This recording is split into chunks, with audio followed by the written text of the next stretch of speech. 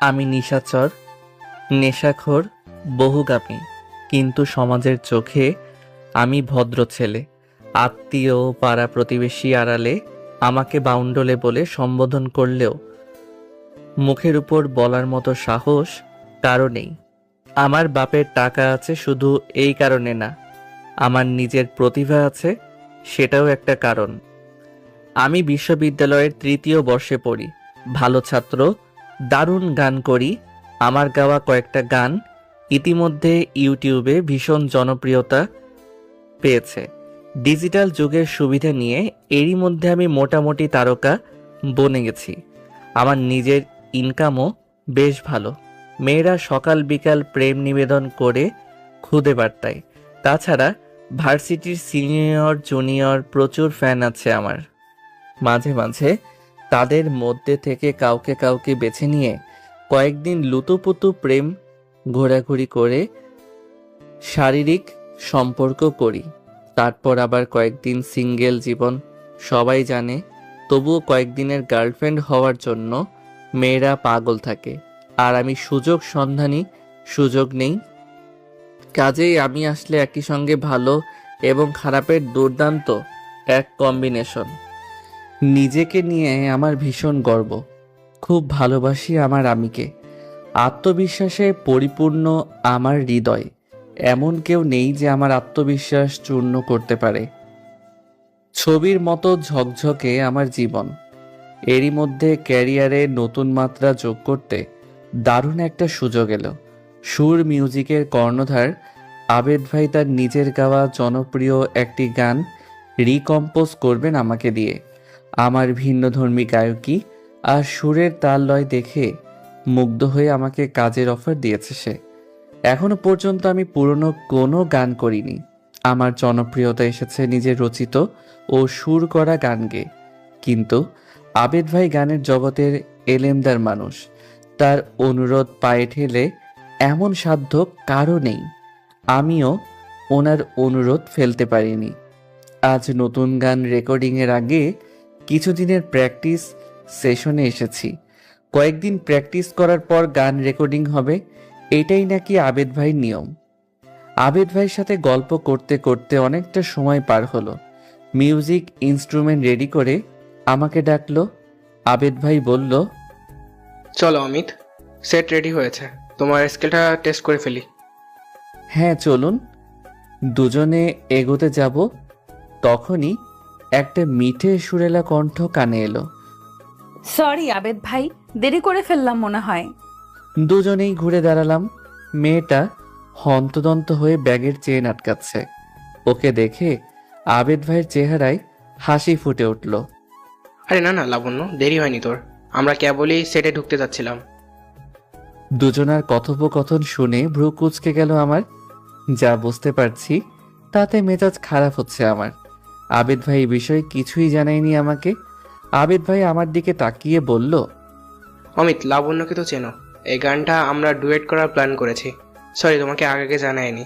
আসলে ইচ্ছে ছিল তোমাকে সারপ্রাইজ দেবো। লাবণ্য আগে এলে তোমার সাথে পরিচয় করিয়ে দিয়ে নিউজটা শেয়ার করব, কিন্তু লাবণ্যের দেরি করে আসাতে সব পরিকল্পনা ভেস্তে গেল। তুমি কি রাগ করলে? আমি কি বলবো ভেবে পেলাম না। রাগ তো অবশ্যই করেছি, না জানিয়ে এরকম কাজ করলে রাগ করাটাই স্বাভাবিক।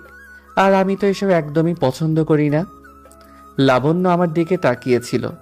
সে হয়তো বুঝতে পারছিল আমি ব্যাপারটা অপছন্দ করেছি, তাই পরিস্থিতি সামাল দিতে ও মুখ খুলল। সরি অমিত, দোষটা আসলে আমারই। আবেদ ভাইয়ের সাথে গানটা নিয়ে আলাপ হচ্ছিল একদিন। ওনারই গাওয়া গান তো। আমি বললাম, আগে যেহেতু তুমি একাই গেয়েছো, নতুনত্ব আনতে হলে ডুয়েট করো, তাহলে বেশি ভালো লাগবে। আমি অনিচ্ছায় ঠোঁট টেনে হাসলাম। চলুন যাওয়া যাক, প্র্যাকটিসের দেরি হয়ে যাবে। দুজনের টিউনিংয়ের সমস্যা হলে বিপদ। আকল মান্দকে নিয়ে ইশারায় কাফি। দুজনেই বুঝলো আমি এই বিষয়টা পছন্দ করিনি, কিন্তু মেনে নিচ্ছি। ওরাও কথা বাড়ালো না। খেয়াল করে দেখলাম স্টুডিওতে লাবণ্যকে সবাই চেনে। মিউজিশিয়ানদের সাথে ওর দারুণ আন্ডারস্ট্যান্ডিং। টি বয় থেকে শুরু করে ড্রামার সবাই লাবণ্য বলতে অজ্ঞান। প্র্যাকটিস করতে করতে আমি বারবার আর চোখে লাবণ্যকে দেখলাম। চুলগুলো ছেড়ে রাখা, শ্যামলা গাত্রবর্ণে, কাজল কালো দীঘল আঁখি, মিষ্টি চেহারা, নাকে একটা নথ পড়ে আছে, পাতলা ঠোঁটে ম্যাট লিপস্টিক, গায়ে জড়িয়েছে অ্যাশ কালার তাঁতের শাড়ি।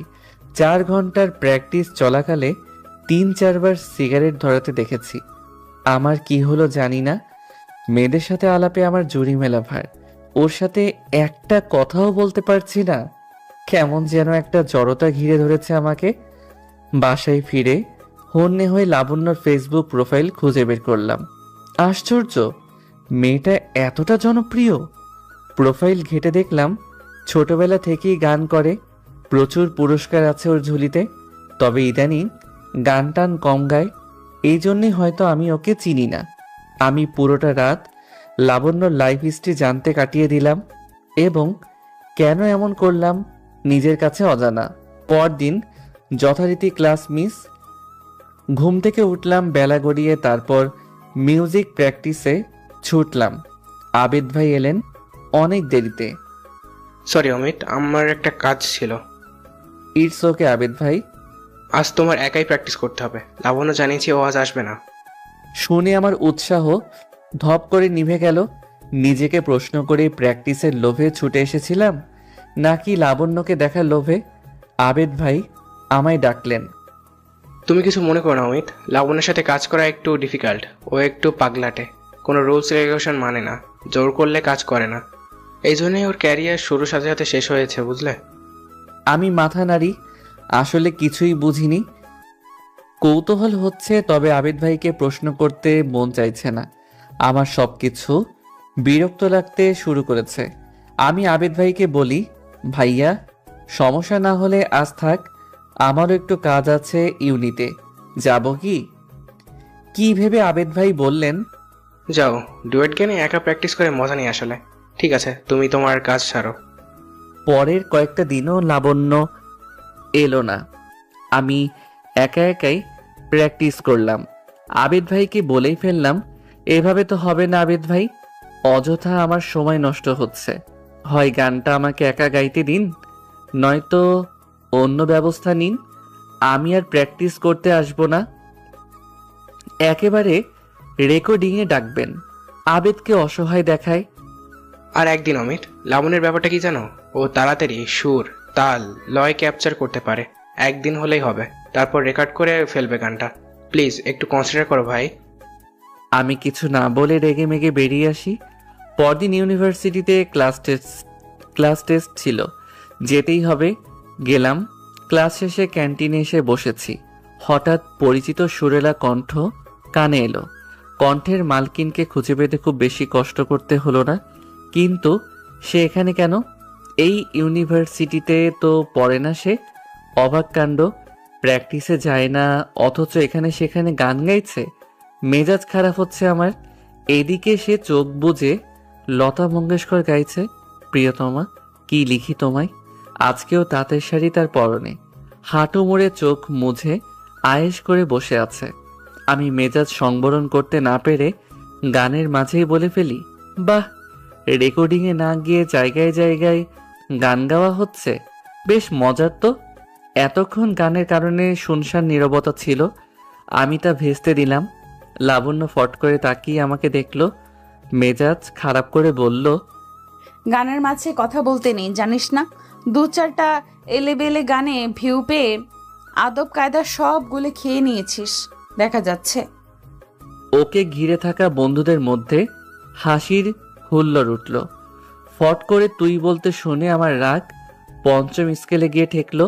চেঁচিয়ে বললাম, তুই তুই করছেন কেন? তুই আমার 2 ব্যাচ জুনিয়র পিচ্চি পোলা, তুই আমার 2 ব্যাচ জুনিয়র পিচ্চি ছেলে, তোকে তুই তুই বলবো না। তাছাড়া গানের দিক দিয়ে আমি তোর অনেক সিনিয়র। সিনিয়র মাই ফুট, যে গানই গায় না, কালে ভদ্রে 2-1টা গান গায়, তার আবার সিনিয়র? খবরদার, আমাকে তুই তুই করবেন না।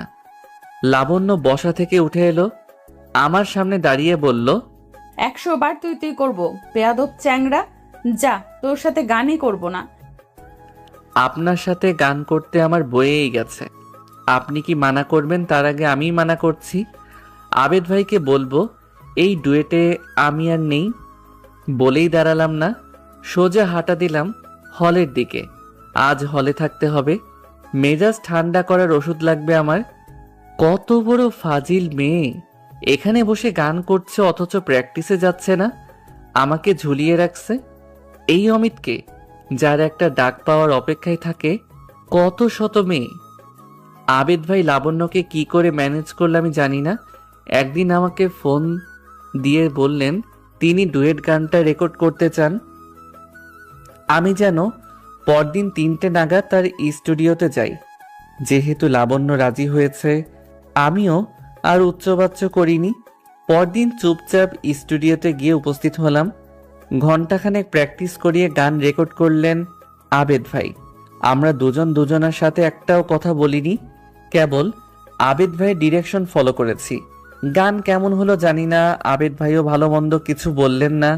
কাজ শেষ হওয়ার সাথে সাথে কাউকে কোনো কথা বলার সুযোগ না দিয়ে আমি বেরিয়ে এলাম সেখান থেকে। রেকর্ডিংয়ের 10-15 দিন পর গান রিলিজ হলো।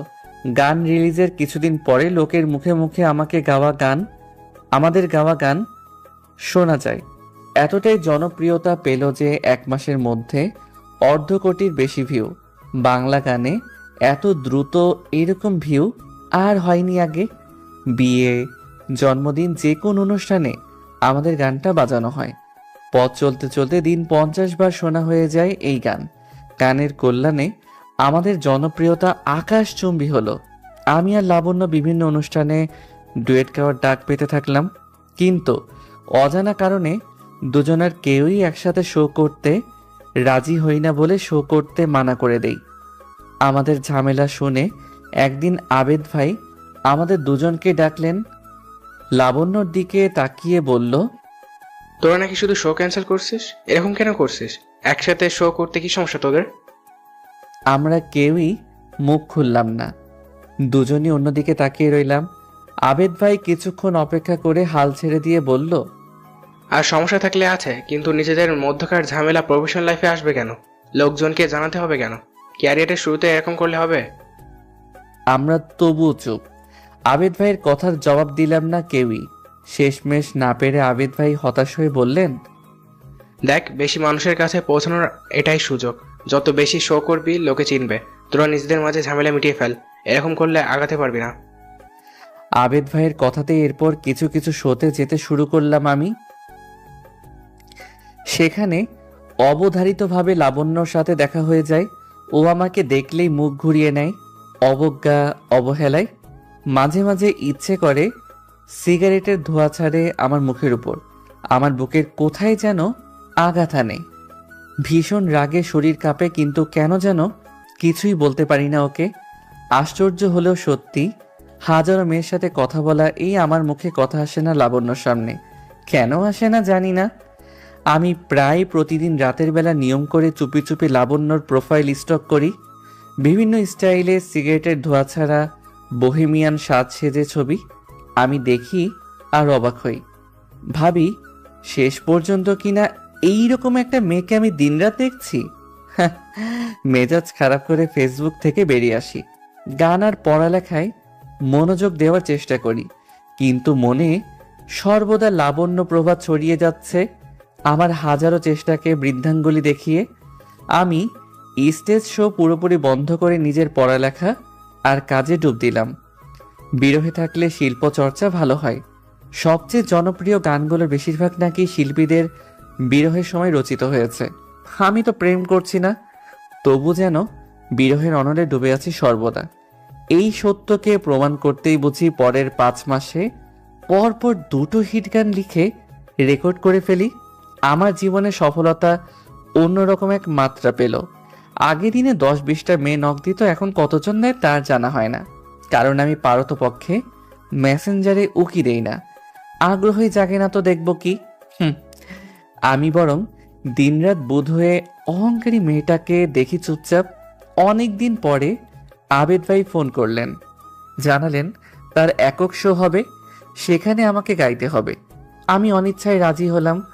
শুক্রবার সন্ধ্যার শো। আমি 7টার মধ্যে অনুষ্ঠান স্থলে চলে এলাম। আবেদ ভাই আমাকে দেখে খুবই খুশি হলেন। তুমি তো ফাটিয়ে দিচ্ছ অমিত। তোমার শেষ গানটা জাস্ট অসাধারণ। অনেকদিন পর কোনো কাজ মন ছুঁয়ে গেছে। ধন্যবাদ আবিদ ভাই। বলতে বলতে চারপাশে নজর বুলিয়ে নিই। আবিদ ভাই কি বুঝলেন জানি না, আমাকে বললেন, লাবণ্য ড্রেসিং রুমে আছে। আজ কিন্তু তোমাদের ডুয়েট আছে, মানা করো না প্লিজ। আমি জানি লাবণ্যের কারণে তুমি স্টেজ শো বন্ধ করেছো। অবাক হয়ে আবিদ ভাইকে দেখি, উনি আমার দিকে তাকিয়ে হাসলেন। মেয়েটা ছোটবেলা থেকে একটু পাগলাটে, নিজের মতো থাকে, নিজের ইচ্ছে অনিচ্ছার মূল্য দেয়। এছাড়া মানুষ হিসেবে খুব ভালো। তুমি তো ওর সাথে খুব বেশি মেশোনি, তাই জানো না। তোমার মতো সবাই ওকে ভুল বোঝে। আমি মনে মনে বলি, কত ভালো তা দেখা শেষ আমার, বেয়ারা মেয়ে একটা। তুমি যাও, রেস্ট নাও। তুমি চাইলে আগে তোমাদের রিহার্সাল দিয়ে দিব, তবুও আজ ডুয়েট গানটা করো। আবিদ ভাইয়ের কথায় আমি মাথা নাড়ি। সমস্যা নেই, 3 নম্বরে গাইলেও চলবে। ব্যাক স্টেজের ড্রেসিং রুমে ঢুকে কিছুক্ষণ খুঁজতেই তাকে পেলাম। বরাবরের মতোই শাড়ি পরে হাতে সিগারেট নিয়ে গল্পে মশগুল। ঘাড় পর্যন্ত চুলগুলো উঠছে বাতাসে। আজ ওর পরনে নীল সাদা কম্বিনেশনের সুতি শাড়ি। 2-1 মুখ চেনা পেয়ে আমিও গল্পে ডুবে গেলাম। কিন্তু আর চোখে ওকে দেখছি মাঝে মাঝে। হঠাৎ চোখাচোখি হতেই লাবণ্য হাত তুলে আমাকে ডাকলো। এই অমিত, তুই নাকি আজকে খুব ভদ্র ছেলে হয়ে গেছিস, মেয়েদের মেসেজের রিপ্লাই টিপ্লাই দিস না। দেবদাসে যে ঘুরে বেড়াস, গানও তো গেয়েছিস ছ্যাঁকাখোরদের মতো। দুঃখী দুঃখী, ঘটনা কি বলতো? সত্যি সত্যি কারো কাছ থেকে ছ্যাঁকা খেয়েছিস নাকি? ওর কথা শুনে পুরো ড্রেসিং রুম যেন হেসে উঠল। মেয়েটাও মুচকি হাসছে। আমি হতভম্ব হয়ে দাঁড়িয়ে আছি। এইভাবে কেউ কাউকে অপমান করে? আমার মন চাইছিল ছুটে যেয়ে ওর গালে চর কষাতে, কিন্তু তা না করে আমি নিজেই বের হয়ে এলাম ওখান থেকে। পুরোটা রাস্তা একটা ঘোরের মধ্যে রইলাম। অপমানে আমার কান উত্তাপ ছড়াচ্ছে, মাথাটা বন বন করে ঘুরছে। বাসায় ফিরে নেশারুর মতো টলতে টলতে বিছানায় গেলাম। কোনো রকমে কাঁথা মুড়ি দিয়ে গভীর ঘুমে তলিয়ে গেলাম। ঘটনার 2 দিন পরে আবেদ ভাইয়ের ফোন। অমিত, কেমন আছো? ভালো আছি ভাইয়া, সরি গতদিন আপনাকে না বলে চলে এসেছি। আমি সত্যিই খুব দুঃখিত। আবেদ ভাই চুপ করে রইলেন কিছুক্ষণ, তারপর বললেন, লাবণ্য তোমাকে সরি বলতে চাই অমিত। ও আমার পাশে দাঁড়িয়ে আছে। ইভেন ওই আমাকে বলল তোমাকে যেন ফোন দিয়ে ডাকি। তুমি কি একবার স্টুডিওতে আসবে? লাবণ্যর নাম শুনে শরীর চিরবির করে উঠল রাগে। নিজেকে অনেক কষ্টে সামলে নিয়ে শান্ত গলায় বলি, আমাকে মাফ করবেন আবেদ ভাই, দেখছেন তো সবকিছু থেকে নিজেকে গুটিয়ে নিয়েছি। সামনে আমার পরীক্ষা, মনে চাপ পড়ে এমন কিছু করতে চাই না, তা না হলে আমার পরীক্ষা হ্যাম্পার হবে। আমাকে আর ডাকবেন না প্লিজ। বলেই জবাবের অপেক্ষা না করে ফোন নামিয়ে রাখি। ওই বেয়াদব মেয়ের সংস্পর্শে আমি যেতে চাই না আর। এত অপমান আমার জীবনে কেউ করেনি আমাকে। আমি কিছুতেই ওকে মনে করব না আর, কিছুতেই না। সারাদিন মন দিয়ে পড়ালেখা করে পরীক্ষার প্রস্তুতি নিচ্ছি। আমি অবাক হয়ে লক্ষ্য করছি আমার মধ্যে কিছু পরিবর্তন এসেছে। আগে মিশুক ছিলাম, এখন ঘরকণা হয়ে গেছি। নিজের মতো সময় কাটাতে ভালো লাগে। এমনকি মেয়েরা কথা বলতে এলে তাদেরকে এড়িয়ে যাই। শুধু একজনের সাথে কথা বলতে মন চায়। আগে আড্ডা আমিই জমিয়ে রাখতাম, এখন বন্ধুদের মধ্যে থেকেও প্রায় সময় চুপচাপ থাকি, যে আমার স্বভাবের বাইরে। বন্ধুরা প্রায়ই অবাক হয়ে জানতে চায়, তোর কি হয়েছে অমিত, এমন হয়ে যাচ্ছিস কেন? আমি কোনো জবাব দিতে পারি না। আসলেই তো আমি কেন এমন হয়ে যাচ্ছি উত্তর পাই না। পাল্টে যাওয়ার কারণটা আসলে জানি না কি বলবো, কিংবা বলা যায় কারণটা জানলেও মানতে পারছি না বা মানতে চাইছি না। আমার চোখের সামনে সব সময় ওর চেহারা ভেসে ওঠে, কানে বাজে ওর বাঁকা কথা। মজার ব্যাপার হলো, ওরা তির্যক কথাগুলো মনে পড়লে ইদানিং রাগের বদলে হাসি আসে। দিনের মধ্যে 100 বার মোবাইলে ওর বোহেমিয়ান লুকের ছবি দেখি কারণে অকারণে। মনে প্রশ্ন এলো, আমি কি তবে লাবণ্যকে ভালোবেসে ফেলেছি? শেষমেশ কিনা ওই বেয়াদব মেয়েটার প্রেমে পড়েছি আমি? অসম্ভব, এটা অসম্ভব। আমাকে সামনে দেখে চমকে গেল লাবণ্য। তুই তুই আমার অফিসের সামনে কি করছিস? আমি তৃষ্ণার্তের মতো ওকে দেখি। কতদিন পর দেখলাম ওকে। অবশ্য ল্যাপটপ বা মোবাইল হররোজ দেখি, সামনাসামনি ওকে খানিকটা শুকনো দেখাচ্ছে, তাতে অবশ্য ওর সৌন্দর্য আরো তীক্ষ্ণ হয়েছে। গায়ের রংটা মলিন লাগছে, চুলগুলো একটু বড় হয়েছে কি। টের পেলাম সামনের জন তীক্ষ্ণ দৃষ্টি নিয়ে আমাকে পর্যবেক্ষণ করছে। ওর নজরের তীব্রতায় নিজেকে সামলে গম্ভীর মুখে বলি, কথা আছে আপনার সাথে, কোথাও কি বসতে পারি? ফুঁসে উঠল লাবণ্য। আমার সাথে তোর কিসের কথা? আমি ডাকলে তো ভাব দেখিয়ে আসিস না, এখন আবার নিজের থেকে এসে ঢং করছিস। আমি ছটফট করে উঠে বলি, প্লিজ ঝগড়া করবেন না, কথাগুলো খুব জরুরি। চলুন না সামনে যাই, ওইদিকে একটা রেস্টুরেন্ট দেখেছি, ওখানে যেয়ে বসি। আমার অস্থিরতা দেখে লাবণ্য থতমত খেলো, সন্ধিহার নজরে আমাকে দেখলো। কিছু বুঝতে না পেরে দ্বিধা নিয়ে বলল, কি কথা বলবি তুই? তোর না পরীক্ষা চলছে? আমি লাবণ্যর চোখে চোখ রাখতে পারি না ভয়ে, পাছে ও আমার মনের খবর চোখ দেখে বুঝে যায়। আশেপাশে তাকিয়ে জবাব দিলাম, পরীক্ষা শেষ হয়েছে আজই। এখন সময় নষ্ট না করে চলুন প্লিজ। আজব তো, এত অস্থিরতা দেখাচ্ছিস কেন? কি এমন বলবি তুই যে এত তাড়া দেখাচ্ছিস? লাবণ্যের কণ্ঠে বিরক্তি। এবার আমি মেজাজ হারালাম। ঠিক আছে, কোথাও যেতে হবে না আপনাকে, আমিই চলে যাই, আপনিই থাকুন। সরি, ভুল করে চলে এসেছি আপনার কাছে। বলেই উল্টো দিকে ঘুরে হাঁটতে শুরু করলাম। কিছুক্ষণ পর লাবণ্য দৌড়ে আমার পথ রোধ করে সামনে এসে দাঁড়ায়। হাঁপাতে হাঁপাতে বলল, এত মেজাজ দেখাচ্ছিস কেন? কথা বলতে এসে ফিরে যায় কেউ? আচ্ছা ঠিক আছে, চল বসি। তুই কি বলতে চাস শুনি? আমি পাল্টা কিছু বলতে পারি না। কেন যে এই মেয়েটার সামনে এলে আমি বাক্যহারা হয়ে যাই। দীর্ঘশ্বাস ফেলে বলি, চলুন। ফার্ম গেটের এই রেস্তোরাঁটা রাস্তার সাথে, রাস্তার ওপাশে সংসদের ময়দান। আমি একদম কোণার দিকে টেবিল বেছে নিয়েছি, এদিক থেকে রাস্তাটা পরিষ্কার দেখা যায়। দুটো কাপুচিনো অর্ডার দিয়ে এসে লাবণ্যর সামনে বসলাম। আমাকে দেখে মোবাইলটা টেবিলে রেখে আমার দিকে তাকালো লাবণ্য। এবার বল কি বলবি? আমি লম্বা করে একটা শ্বাস নিলাম, ভনিতা না করে শান্ত গলায় বলি, আমি আপনাকে বিয়ে করতে চাই আজই। কি কি বললি তুই? লাবণ্য এত জোরে চেঁচিয়ে উঠল যে আশেপাশের টেবিলের লোকজন সবার নজর আমাদের দিকে। আমি চাপা গলায় বলি, আস্তে কথা বলুন, সবাই দেখছে। লাবণ্য একটু দমল না, আমার দিকে প্রায় তেড়ে এলো। তুই কি বলছিস এসব? উল্টাপাল্টা বকছিস, আবার বলছিস আস্তে কথা বলতে। বলতে বলতে সন্ধিহার নজরে আমার জরিপ করলো। ওয়েট, তোর এইসব পরিবর্তন সবকিছু কি আমার কারণে হয়েছে? তোর দুঃখী দুঃখী গান, বিরহী ভাব, এসবের পেছনের কারণ কি আমি? ও মাই গড, তুই আমার প্রেমে পড়েছিস অমিত? কবে হলো এসব? আমি জবাব না দিয়ে কফিতে চুমুক দিলাম। লাবণ্য হাঁ করে আমার দিকে তাকিয়ে আছে। আমি অস্বস্তি নিয়ে ওকে বলি, এভাবে তাকিয়ে থাকবেন না প্লিজ, ভীষণ অস্বস্তি হচ্ছে। আমি কোনো অস্বাভাবিক কথা বলিনি, খুব স্বাভাবিক একটা কথা বলেছি।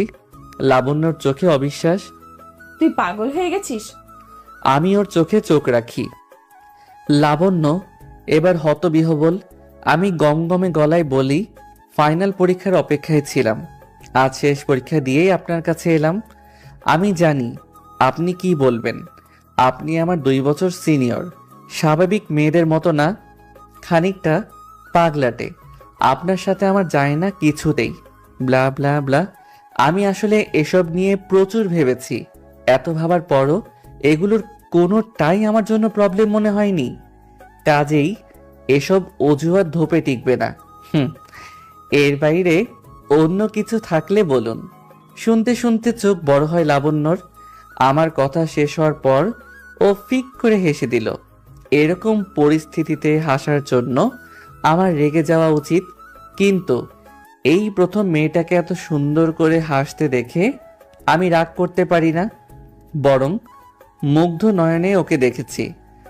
আমার দৃষ্টির ভিন্নতা বুঝে লাবণ্য গম্ভীর হলো। শোন, তোর অল্প বয়স বলে বেশি আবেগী হয়ে যাচ্ছিস। আর আমাকে কতটুকু চিনিস? আমার সম্পর্কে কতটুকু জানিস? একজন অচেনা শুধু দেখে ভালো লাগলেই তাকে আজীবনের জন্য জীবনে জড়ানো যায় না। জীবনটা এতটা সহজ না অমিত। অন্তত বিয়ের মতো জটিল একটা বিষয়ে এত সহজে সিদ্ধান্ত নেওয়া যায় না। আমি সেই একই রকম হয়ে বসে থাকি, অনড়ভাবে বলি, এসব বলে কোনো লাভ নেই। আমি হঠাৎ কেন সিদ্ধান্ত নেইনি এটা আপনার বোঝা উচিত। গত 1.5 বছর ধরে আমি ভেবেছি, আজকে রাত পর্যন্ত আমি এই নিয়ে আপনাকে বিরক্ত পর্যন্ত করিনি। নিজের আবেগ নিয়ন্ত্রণ করেছি, নিজেকে নিয়ে ভেবেছি। এটা ভাবার কোনো সুযোগ নেই যে আমি হুজুকে পড়ে এমন প্রস্তাব দিয়েছি। আমার কথায় লাবণ্য রেগে গেল। ফালতু চিন্তা মাথা থেকে ঝেড়ে ফেল অমিত। আমি মোটেও এরকম কিছু ভাবছি না, আর তোর প্রস্তাবও মেনে নিতে পারছি না। আমি জানতে চাইলাম, কেন মেনে নিতে পারছেন না? আমি আপনার চাইতে বয়সে ছোট সেজন্যে? লাবণ্য এবার হাসলো। না, বয়স কোনো ফ্যাক্ট না। আমি আমাকে নিয়ে ভাবছি। আমার স্বভাব একটু হলেও তো বুঝেছিস। তোর মনে হয় আমার সাথে মানিয়ে চলতে পারবি? আমি আত্মবিশ্বাসের সাথে বললাম, পারবো। লাবণ্য যেন মজা পেল। একটু খোঁচা মেরে কথা বললেই তো সহ্য করতে পারিস না। আমি ওর মজাকে অগ্রাহ্য করে বলি, বললাম তো পারবো, এত ভয় দেখানোর কি আছে? আমার অস্থির আচরণ দেখে লাবণ্য গম্ভীর হলো। পারবি না অমিত, ছেলেরা পারে না। তোর আগে যে এসেছিল সেও পারেনি। আচ্ছা, আমি যে ডিভোর্সি এটা জানিস? এবার আমি একটু নড়ে চড়ে বসলাম। লাবণ্য অনিচ্ছায় হাসার চেষ্টা করে। দেখেছিস আমার কত কিছু জানিস না তুই। আমার বাবা মার ডিভোর্স এটাও নিশ্চয়ই জানিস না। আমি চুপ করে আছি, অপেক্ষা করছি ওর পুরো কথা শেষ করার জন্য। লাবণ্য বলছে, বাবা মায়ের ছাড়াছাড়ির পর মায়ের সাথে থাকতাম আমি। তার নতুন সংসারে অশান্তি হয় কিনা এই ভয়ে ম্যাট্রিকের পর মা আমাকে বিয়ে দিয়ে দিলেন, ঘাট থেকে ঝামেলা নামানোর জন্য। বিয়ের পর শুরু হলো আমার শ্বশুরবাড়ির লোকদের অকথ্য ব্যবহার। কথায় কথায় বাবা মা তুলে গালি। মা ভালো না, আবার বিয়ে করেছে। আমিও মায়ের মতো স্বামী সংসার করতে পারবো না। প্রতিদিন শুনতে শুনতে ত্যক্ত হয়ে আমিও প্রতিবাদ করতে শুরু করলাম। নিত্যদিন অশান্তি, তবুও দমে যাওয়ার পাত্রী না আমি। যাই হোক, তবুও নত হব না। যে দোষ আমি করিনি তার জন্য কথা শুনবই বা কেন, আর মেনেই বা নেব কেন? ফলাফল ডিভোর্স। এরপর মায়ের কাছে না গিয়ে বাবার কাছে গেলাম। বললাম, সারা জীবন তো কোনো দায়িত্ব পালন করোনি, এবার না হয় আমার পড়ালেখাটার দায়িত্বটা নাও। আমি চাকরি পেলে তুমি মুক্ত। বাবা কি ভেবে রাজি হলেন জানি না, আমাকে হোস্টেলে রেখে পড়াশোনার সুযোগ করে দিলেন। অনার্স শেষ করতেই চাকরিটা পেয়ে গেছিলাম। এখন বিন্দাস আছি। আমি ভীষণ স্বাধীন চেতা। আমি আমার মতো চলি অমিত। আমাকে কেউ নিয়ন্ত্রণ করবে এটা মেনে নিতে পারি না। কেউ আমাকে কথা শোনাবে এমন সুযোগ দেই না। এইরকম কাউকে পুরুষ মেনে নেবে না। মেনে নেওয়ার ভান করলেও দীর্ঘদিন সহ্য করতে পারবে না আমাকে। আর নিজের স্বভাব জানি বলেই বিয়ে শাদী নিয়ে ভাবি না আমি। তাছাড়া একটাই যে অভিজ্ঞতা হয়েছে, তাতে দ্বিতীয়বার বেলতলায় যাওয়ার শখও নেই। লাবণ্য কথা শেষ করলো। আমি চুপচাপ কফি শেষ করে ওর চোখে চোখ রাখি। দীঘল কালো টলমলো আঁখি, যেন দুঃখের কুয়ো। যে কুয়ো সে তেজ দিয়ে লুকিয়ে রাখে। আমি জড়ানো গলায় বলি, কেউ যদি সব জেনেও আপনাকে জীবনে জড়াতে চায়, তবু কি তাকে ফিরিয়ে দিবেন? লাবণ্য জবাব না দিয়ে তাকিয়ে রইল। আমি হাসলাম। আমি কেমন সেসবও তো জানেন আপনি। কত মেয়ের সাথে সময় কাটিয়েছি, ফ্লার্ট করেছি। লাবণ্য ফিসফিস করে। তো আমি মাথা নাড়ি, তো কিছু না। আমি সব জেনে বুঝে ভেবেই বলছি, আপনাকে বিয়ে করতে চাই। প্লিজ ফিরিয়ে দিবেন না। লাবণ্য উঠে দাঁড়ায়। বুঝেছি তুই মানবি না, কিন্তু তোর পরিবার, সমাজ, ওদের বাঁকা কথা মেনে নিতে পারবি তো? জানি পারবি না। এক সময় ওদের কথার যন্ত্রণায় অতিষ্ঠ হয়ে আমার থেকে পালাতে চাইবি। আমি গাঢ় স্বরে অভয় দেই, চাইবো না। আপনি পাশে থাকলে সব পারবো। লাবণ্য দমল না, গম্ভীর হয়ে বলল, সিনেম্যাটিক ডায়লগ দিবি না অমিত। জীবন সিনেমা না। আমি যাচ্ছি, তোর এসব পাগলামি শোনার সময় নেই আমার। আমি চট করে লাবণ্যর হাত ধরে ফেলি। ভালোবাসার মানুষের অপমান করতে নেই লাবণ্য। কেউ আপনাকে মন থেকে চাইলে তাকে ফিরিয়ে দিতে নেই। তাছাড়া আপনিও তো আমাকে ভালোবাসেন। তাই না? লাবণ্য হাত ছাড়িয়ে নিতে চায়। বাজে বকিস না অমিত, আমি কেন তোকে ভালোবাসবো? আচ্ছা, বাসেন না বলছেন? তাহলে দেখা হলেই আমাকে উল্টাপাল্টা বলে রাগিয়ে দিতেন কেন? আমার রাগী মুখটা যে আপনার ভালো লাগে সেটা আমি বুঝিনি ভেবেছেন? ভুল বুঝেছিস, মোটেও তোকে ভালো লাগে না আমার। আমার ঠেকা পড়েছে তোকে ভালোবাসতে, বুঝেছিস? লাবণ্যের গলায় ততটা জোর নেই। আমি মৃদু স্বরে হাসলাম। হুম, তাই তো আমি স্টেজ শো করি না বলে আপনিও বাদ দিয়েছেন।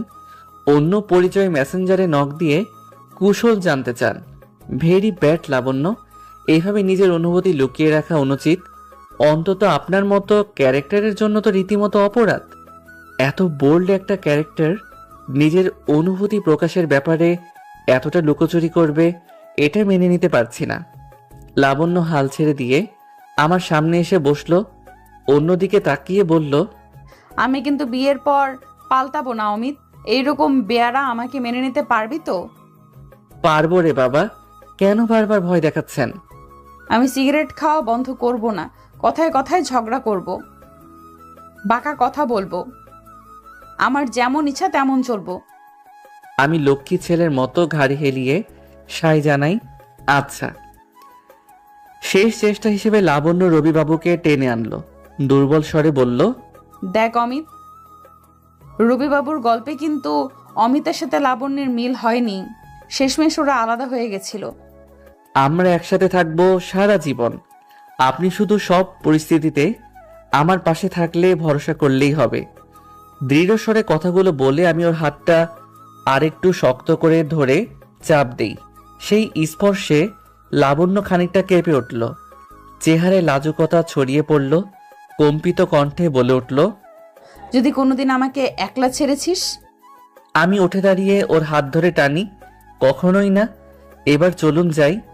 লাবণ্য অবাক হয়ে জানতে চাইল, কোথায়? কাজী অফিস। পাগল হয়েছিস? বিয়ে করলে তোর পরিবারের সবাইকে নিয়ে করব, একা একা বিয়ে হয় নাকি? লাবণ্যের কথায় চিন্তায় পড়ে গেলাম। বাবা জানলে বিরাট অশান্তি করবে শিওর, আর মা শুরু করবে ইমোশনাল অত্যাচার। বিয়ের গরু তখন গাছে ঝুলবে। সেই দৃশ্য কল্পনা করে চমকে উঠলাম। লাবণ্য আমার মনের হাল যেন পরিষ্কার বুঝলো। ও চোখ পাকিয়ে শাসালো, অমিত, যত যাই বলিস ফ্যামিলি ছাড়া বিয়ে করব না। আমাকে বিয়ে করার সিদ্ধান্ত যখন নিতে পেরেছিস তখন এসব কঠিন পরিস্থিতি মোকাবেলায় ভয় করলে তো চলবে না। ধরে নে ভালোবাসা প্রমাণ করার এটা প্রথম পরীক্ষা। আমি দাঁড়িয়ে গেলাম, টান টান উত্তেজনা নিয়ে বলি, পাশ করলে কি পুরস্কার পাবো? লাবণ্য বলল, তোর একটা উইশ পূরণ করব। আমার চোখ চকচক করে উঠল। ওকে ডান, চলুন তাহলে যাওয়া যাক। লাবণ্য বিরক্ত হলো। আবার বললাম তো কাজী অফিসে যাব না। আমি লাবণ্যকে ধমক দিলাম, আরে বাবা, কাজী অফিস না, বাসায় যাব, চলুন তাড়াতাড়ি। আমার পেছনে লাবণ্যকে দেখে মা চমকে উঠল। মেয়েটা কে অমিত? আগে ভেতরে ঢুকতে দাও মা, তারপর বলছি। মা দরজা থেকে সরে দাঁড়ালো। আমি লাবণ্যকে নিয়ে ড্রয়িং রুমের সোফায় বসলাম। মা বুয়া খালাকে বলবে একটু নাস্তা পানি দিতে। মা তীক্ষ্ণ নজরে আমাদের দেখছিলেন। আমার কথা শুনে অনিচ্ছায় চলে গেল। লাবণ্য এতক্ষণ মাথা নিচু করে বসেছিল। মা যাওয়ার সাথে সাথে আমার দিকে তাকালো। তুই তো বলেছিস অনেক মেয়ের সাথে ফ্লার্ট করেছিস, তাহলে তোর মা আমাকে এভাবে দেখছে কেন? আমি চাপা গলায় জবাব দিলাম, আমি কি মাকে দেখিয়ে দেখিয়ে ফ্লার্ট করেছি নাকি? এমন বোকা মেয়ের মতো কথা বলছেন কেন? আর এরকম চোরের মতো মাথা নিচু করে রেখেছেন কেন? কিছু চুরি করেছেন আপনি? লাবণ্য দুষ্টু হাসি দিল। করেছি তো, তোর মন চুরি করেছি না? আমি হাঁ করে তাকিয়ে রইলাম ওর দিকে। মেয়েটা দেখি ফান করছে আমার সাথে। কিছু বলতে যাব, দেখলাম মা আসছে। পেছনে বুয়া খালা নাস্তার ট্রে হাতে। খেতে খেতে মাকে বলি, মা, ওর নাম লাবণ্য, একটা বেসরকারি সংস্থায় চাকরি করে। আমরা একসাথে ডুয়েট গান করেছি একটা। মা কিছুক্ষণ লাবণ্যর দিকে তাকিয়ে থেকে বলল, হ্যাঁ দেখেছি তোর গানটা, লাবণ্য ভালোই গিয়েছে। আমি অবাক হলাম না। আমার গান মা দেখবে না এমনটা শুনতে অস্বাভাবিক লাগবে। যদিও মা গান পছন্দ করে না, তবে আমার গান আসলে সে একবার হলেও শুনে দেখে। আমি মাকে ইশারায় বসতে বলি, মা আমি লাবণ্যকে বিয়ে করব এবং তা আজই। কি বললি? মা চেঁচিয়ে উঠল। আমি খাওয়া থামিয়ে পুনরায় একই কথা রিপিট করি, লাবণ্যকে আজই বিয়ে করব মা। আমি অবশ্য বিয়ে করে বাসায় আসতে চেয়েছিলাম, কিন্তু লাবণ্য রাজি হলো না। ও বলছে গার্ডিয়ান ছাড়া বিয়ে পরিশুদ্ধ হয় না। এখন তোমরা দয়া করে বিয়ের অ্যারেঞ্জমেন্ট করো। মা না বুঝে অবাক গলায় বলল, মজা করছে নাকি আমার সাথে? তোমার কি তাই মনে হচ্ছে? বাড়ির বাকি সকলে আসুক, তারপর বিয়ের আয়োজন করো। মা আমার মুখের দিকে তাকিয়ে রইল কয়েক সেকেন্ড। কি বুঝলো কে জানে, দুম করে মেঝেতে লুটিয়ে পড়ল। আমি আর লাবণ্য ধরাধরি করে মাকে সোফায় তুললাম। লাবণ্য মায়ের পালস চেক করে আমার দিকে তাকিয়ে বলল, লে, শকে জ্ঞান হারিয়েছে, একটু পরেই ফিরে আসবে। আপনি শিওর হয়ে বলছেন? কি করে? ডাক্তারিও পড়েছেন? আমার কথায় লাবণ্য ফিক করে হাসল। ভলান্টারি কাজ করেছি তাই জানি। একটা কথা বলবো? আমি সন্দেহের দৃষ্টিতে তাকিয়ে থেকে বলি, কি কথা? তুই দেখি উপরে ফিটফাট, ভেতরে সদরঘাট। লাবণ্য মুচকি হাসে। মানে? মানে মায়ের ওলে বাবুটা যে মেয়েদের কাছে ওলে বাবুটা, সেটা তো মা জানে না। আমি ভ্রু কুঁচকে লাবণ্যকে দেখি। মেয়েটার ফরফরানি বন্ধ করার উপায় খুঁজতে হবে খুব দ্রুত, তা না হলে আমার বিবাহিত জীবনটা খুব দুর্বিষহ যাবে। বুঝতে পারছি। মা নড়ে ওঠার আগে আমার বড় বোন নুমা চলে এলো। মাকে অস্বাভাবিকভাবে শুয়ে থাকতে দেখে চেঁচিয়ে উঠল, মায়ের কি হয়েছে অমিত? তুই কি করেছিস মাকে? ও মাই গড, তুমি মাকে মেরে ফেলেছিস নাকি? অমিত, অমিত করেছিস কি তুই? কি করে পারলি তুই? হ্যাঁ, এসব কি? এখন আমি কি করব? আমার চেহারায় বিরক্তি। লাবণ্যর মুখ হা হয়ে আছে। সে বিরল প্রজাতির প্রাণী দেখছে এমন দৃষ্টি নিয়ে নুমাকে দেখছে। আমাকে চিমটি দিয়ে ডাকলো, অমিত, আমাদের বাড়ির সবার মাথায় কি ছিট আছে? পাগলের বংশ নাকি রে তোরা? আমি জবাব দেওয়ার সুযোগ পেলাম না। মা ধর্মড়িয়ে উঠে বসলো। নুমার ক্রন্দন দেখে কি বুঝলো কে জানে, হুট করে নুমার গালে চর কষালো। এই বেয়াদব কাছিস কেন? কায়দার মতো কি হয়েছে? মা, মা তুমি তুমি ঠিক আছো? অমিত কিছু করেনি তোমাকে? অমিত আমাকে কি করবে? পরক্ষণেই মা হাই হাই করে বলে ওঠে, অমিত বিয়ে করবি রে নুমা? তাড়াতাড়ি তোর বাবাকে ডাক, তোর দাদিকে আসতে বল। মাজেদ, কনা ওদের খবর দে। আমার দুগ্ধপোষ্য শিশু ছেলের বিয়ে শখ জেগেছে। তার বড় ভাই বোন বিয়ে করেনি, তো কি হয়েছে? সে বিয়ে করবে, তাও আবার বয়সে বড় এই মেয়েকে। কি কপাল আমার, দেখেছিস? নুমা বিস্মিত হয়ে লাবণ্যকে দেখছে। আরে, এই দেখছি লাবণ্য। এই অমিত, সত্যি সত্যি তুই লাবণ্যকে বিয়ে করেছিস নাকি? আমি মাথা দোলালাম। আপু, তাড়াতাড়ি অ্যারেঞ্জ করো তো। মা মনে হয় না বিয়ে করতে দেবে। এখন যা করার তুমি করো। কি দারুণ ব্যাপার অমিত, দাঁড়া আমি এখনই সবাইকে খবর দিচ্ছি। খুব মজা করবো তোর বিয়েতে। নুমা লাফিয়ে উঠল। মা মুখ ভেঙচি কাটে। নুমার আদিক্ষেতা দেখে বাঁচি না। নিজের বিয়ের খবর নেই, ছোট ভাইয়ের বিয়ে নিয়ে মজেছে। আজ আসুক তোর বাবা। অমিতের নাটকের ক্লাইম্যাক্সটা কেমন হয় দেখি। বলেই মা নাকি সুরে কাঁদতে শুরু করলো। নিজেকে শান্ত রাখার প্রচেষ্টায় আমি বসে বসে মাথার চুল টানি। এই বাড়ির এই পাগলের কারখানার মাঝে কি করে টিকে আছি সে একমাত্র আমিই জানি। মাঝে একবার লাবণ্যকে দেখলাম হতবিহ্বল হয়ে পালা করে একবার মাকে, একবার নুমাকে, আর একবার আমাকে দেখছে। আমি বিগড়ানো মেজাজ নিয়ে দাঁতে দাঁত চেপে বলেছিলাম বিয়েটা সেরে বাসায় যাই। শুনলেন না তো। এই জন্যই বলে অল্প বয়সে পাকলে বাল, দুঃখ রবে চিরকাল। লাবণ্য বিড়বিড় করল, ঠিকই বলেছিস অমিত, তোর পাগল বংশের কারণে অল্প বয়সে তোর বাল পেকে গেছে। এখন আমাকে বিয়ে করে চিরকাল দুঃখ করবি? বলে ফিক ফিক করে হাসছে লাবণ্য। আমি রাগত দৃষ্টিতে তাকিয়ে থাকি। হুট করে আমারও হাসি পেয়ে যায়। এই মেয়েটা এত ফানি কি করে হয়? সব মোমেন্টেও মজা করতে পারে কি করে? আমার কেন যেন মাথা ঠান্ডা হয়ে যায়, মনটা পলকেই হালকা। আমি মুগ্ধ হয়ে লাবণ্যকে দেখতে থাকি। অনেক ঝামেলার পর অবশেষে রাত 2টোর সময় লাবণ্যর সাথে আমার বিয়ে সম্পন্ন হলো। মা যথেষ্ট হাঙ্গামা করলেও আমার জেদের কারণে পাত্তা পাইনি। আমার বাবা বিশিষ্ট ব্যবসায়ী জনাব খালিকুজ্জামান খুশি হলেন না, দুঃখ পেলেন বুঝলাম না। আমার বাবা বিশিষ্ট ব্যবসায়ী জনাব খালিকুজ্জামান খুশি হলেন না দুঃখ পেলেন বুঝলাম না। অবশ্য ওনার আনন্দ বা বেদনায় আমার কিছু যায় আসে না। ওনার সাথে আমার সম্পর্কটা খুব ফর্মাল। যাই হোক, লাবণ্যকে নিয়ে নিজের রুমে এলাম। লাবণ্য, আমি ঘুমিয়ে যাচ্ছি। সারাদিন পরীক্ষা আর আপনাকে পটাতে পটাতে কেটে গেল, আর জেগে থাকতে পারছি না। লাবণ্য অবাক চাহনি দিয়ে বলল, কি বলছিস এসব? আজ আমাদের বাসর রাত আর তুই ঘুমিয়ে যাচ্ছিস? স্মরণীয় রাতকে কেউ এভাবে পানসে করে দিচ্ছিস? আমি উঠে বসলাম। লাবণ্য পরে আছে একটা কাতান শাড়ি, গলায় কানে হাতে সোনার গয়না, মাথায় শাড়ির আঁচল তুলে দিয়েছে। সামান্য মেকআপে ওকে অসামান্য সুন্দরী লাগছে। আমাকে চুপ থাকতে দেখে ও চোখ টিচায়। কি হয়েছে, কি দেখছিস? আপনি চাইছেন স্মরণীয় রাতকে আরো স্মরণীয় করতে? আসুন, কাছে আসুন তবে। লাবণ্য ছিটকে পিছিয়ে গেল। কি বলছিস এসব? ছি, তুই এত খারাপ? আমি বিরক্ত হয়ে হাই তুললাম। আমি কি খারাপ কাজ করেছি? আজ বাসর রাত আমাদের। আপনিও চাইছেন রাতটাকে স্মরণীয় করে রাখতে, তাই কাছে ডাকলাম। এখন বলছেন আমি খারাপ? আসলে আপনি চাইছেনটা কি? লাবণ্য বিরক্ত হয়ে বলল, কিছু চাইছি না, তুই প্লিজ ঘুমা। Thank you. আমিও এটাই চাইছিলাম।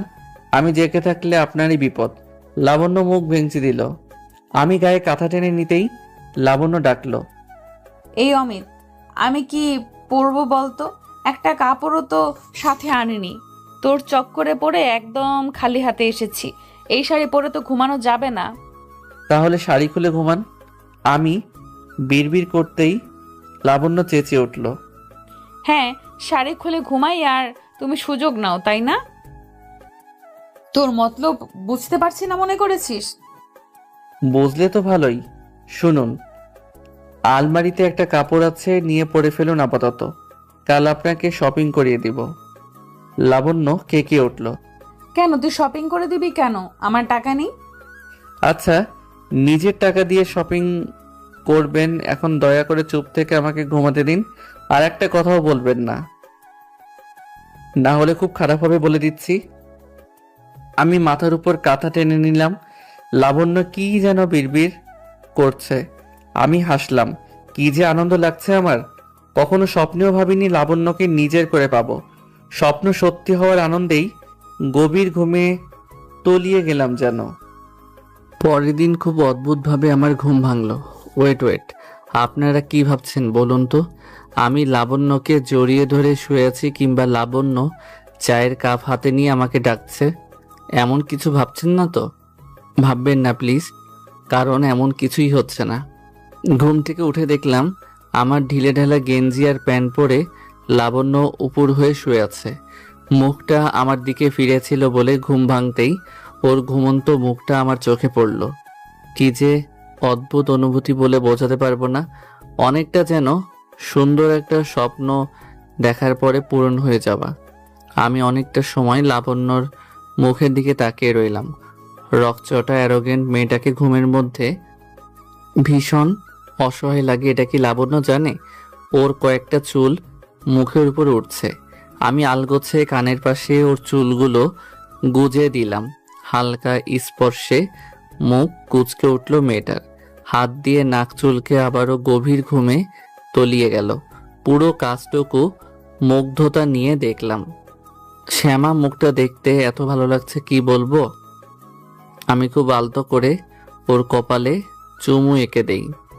আমাদের দোতলা বাড়ির ছাদে চিলে কোঠার একটা ঘরে আমি থাকি। পাশের রুমটা মিউজিক রুম, সাথে লাগোয়া ছোটখাটো একটা কিচেন আছে। গানের কাজে রাতভর জাগি বলে এই ব্যবস্থা করে নিয়েছি। 2 কাপ রং চা বানিয়ে রুমে ফিরে এলাম। লাবণ্যকে ডাকলাম, কয়েকবার উঠল না। পরে বুদ্ধি করে গ্লাস থেকে পানি নিয়ে ওর মুখে ছিটিয়ে দিলাম। লাবণ্য ধরফড়িয়ে উঠে বসলো। কে কে কি হয়েছে? কিছুক্ষণ হতবিহ্বল হয়ে এদিক সেদিক তাকায়, তারপর বুঝতে পেরে আমায় দেখলো। আমি হাসলাম ওর দিকে তাকিয়ে। কিছুই হয়নি। ঘুম থেকে উঠছিলেন না, তাই মুখে পানি ছিটিয়ে দিয়েছি। অনেক বেলা হয়েছে, এবার উঠতে হবে তো। অফিস যাবেন না? লাবণ্য চায়ের কাপ টেনে নিল। আজ যাব না, কাল ছুটি নিয়ে নিলাম না। তাছাড়া বিয়ের পরদিন অফিসে যাব, এতটাও উন্নাসিক ভাবিস না আমায়। বিয়ের একটা ভ্যালু আছে, সেটা অবজ্ঞা করবার মতো বেয়ার আমি না। রিয়েলি? শুনে ভালো লাগলো। তা আজকের প্ল্যান কি? আমি আগ্রহ নিয়ে ওর দিকে তাকালাম। লাবণ্য চায়ে আগ্রহ চুমুক দিয়ে পা নাচাতে নাচাতে জবাব দিল। হোস্টেলে যাব, নিজের জিনিসপত্র গুছিয়ে এখানে নিয়ে আসব, আর কিছু কেনাকাটা করব। কাল অফিস শুরু হলে আর পারবো না। আমি হুম বলে মাথা ঝাঁকিয়ে ওর পাশে বসলাম। কোমল চোখে ওর দিকে তাকালাম। একটা কথা বলি লাবণ্য। কি কথা? লাবণ্য চায়ে চুমুক দিতে দিতে জানতে চাইল, প্লিজ আমাকে ভুল বুঝবেন না। খুব প্রয়োজনীয় কিছু বাদে কাপড় চোপড় আনার দরকার নেই। আপনাকে আমি অনেক অনেক শাড়ি কিনে দিতে চাই। আমার দেওয়া শাড়ি নিতে কি আপত্তি আছে আপনার? লাবণ্য বিস্মিত হয়ে আমাকে দেখলো। আমি হাসলাম। আমার খুব ইচ্ছে আপনাকে শাড়ি কিনে দেব। অনলাইন পেজে দেখেছি আপনার শাড়িগুলো খুব বেশি দামি নয়। আমার কিনে দেওয়ার ক্ষমতা আছে। নেবেন তো আমি কিনে দিলে? আমার মুখের দিকে তাকিয়ে থেকে হেসে দেয় লাবণ্য। এইভাবে বলছিস কেন? তোকে বিয়ে করেছি, তুই কিছু গিফট দিলে নেব না কেন? আলবাত নেব। আচ্ছা, এক কাজ করি, আমি ফ্রেশ হয়ে আসি, তারপর চল দুজনে বেরোই। তোর কোনো কাজ নেই তো? হুম, আপনার সাথে টাইম স্পেন্ড করাই এখন একমাত্র কাজ। লাবণ্য হেসে দিল। তুই মাঝে মাঝে এমন করে কথা বলিস না, না হেসে পারা যায় না। আচ্ছা, এত বেলা হলো আমরা নিচে যাইনি, আন্টি আবার রাগ করবে না তো? হলে হবে, ওসব নিয়ে অত ভাবতে হবে না আপনাকে। লাবণ্য হেসে ওয়াশরুমে ঢুকলো। ঘন্টাখানেক বাদে নিচে নামতেই দেখলাম বেশ জটলা পেকে আছে। বাবা মা, দাদি, চাচা, ফুপু সব হাজির। আমাদের দেখেই মা টিপ্পনি কাটলো। দুজন মিলে সেজেগুজে কোথায় যাচ্ছিস? বাসার এত মেহমান, কোনো চিন্তা নেই তোদের? আমি বিরক্ত হলাম। আমাদের চিন্তা কেন হবে মা? তুমি আছো কি করতে? লাবণ্য দেখলাম পালা করে সবাইকে সালাম করে ফেললো। দাদিকে বেশ খুশি দেখালো। বাবা বলল, শোন অমিত, বিয়ে তো যেন তেন ভাবে করে ফেলেছো। এখন একটা অনুষ্ঠান তো করতে হবে, না হলে সমাজের লোকে কি বলবে? আমার একটা প্রেস্টিজ আছে সমাজে। আমি প্লেটে রুটি তুলে নিয়ে বলি, আমি আর লাবণ্য মিলে একটা অনুষ্ঠান করব, তবে সেটা এখনই না, কয়দিন পরে।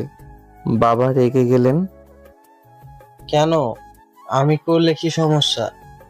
আমি পাল্টা উত্তর দিলাম, আপনার টাকা নেব কেন? আমরা দুজন নিজেদের পছন্দে বিয়ে করেছি, অনুষ্ঠানও নিজেরা করব। বাবা অবাক হয়ে বলল, আশ্চর্য বেয়াদব ছেলে তো। আমি বলছি আমি অনুষ্ঠান করব, তাতে তোর প্রবলেমটা কোথায়? আমি তোর বাপ না তুই আমার? আমি রেগে মেগে কিছু বলতে চাইছিলাম, লাবণ্য আমার হাত ধরে চাপ দিল, ইশারায় চুপ থাকার আদেশ করলো। তারপর বাবার দিকে তাকিয়ে মোলায়েম কণ্ঠে উত্তর করলো, আঙ্কেল, আপনি অনুষ্ঠান করতে চান তো? বাবা মাথা নাড়ে। লাবণ্য বলল, করুন, কোনো সমস্যা নেই। আমি বাধা দিতে গেলাম, লাবণ্য আমার হাত ধরলো। সব সময় বাধা দিতে নেই অমিত, ওনারা মুরব্বী না। মা বলল, তোমরা কি কোথাও যাচ্ছ? বাসায় এত লোক, ভাবলাম সবাই একসাথে দুপুরে খাবো। এবারও লাবণ্য জবাব দিল, আন্টি, কাল হুট করে বিয়ে বলে আমার সব এলোমেলো। আজ দিনটা সব গুছিয়ে নেব। আগামীকাল থেকে অফিস করতে হবে। যদি প্রবলেম না হয় তাহলে আপনি একটু ম্যানেজ করে নিন, আমরা রাতে একসাথে খেতে পারি। মা কিছু বলতে চেয়েও কেন যেন বলল না। আমি আর ধৈর্য রাখতে পারিনি। খাওয়া ছেড়ে লাবণ্যর হাত ধরে টেনে নিয়ে বেরিয়ে এলাম। নিজের লাল গাড়িটা বের করে লাবণ্যকে ইশারায় বসতে বলি।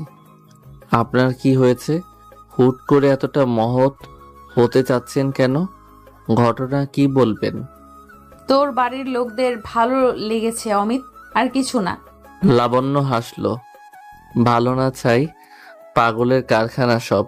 শুনুন লাবণ্য, আমি আপনাকে বিয়ে করেছি নিজের জন্য, আমার বাড়ির লোকদের জন্য নয়।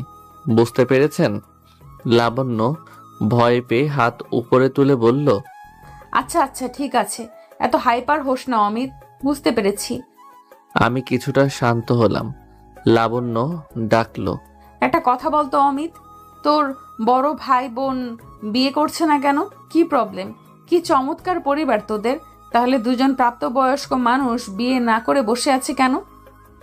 আমি জানি না, আর জানার কোনো আগ্রহ নেই। নিজেদের কথা বলুন প্লিজ। কোথায় যাব আমরা?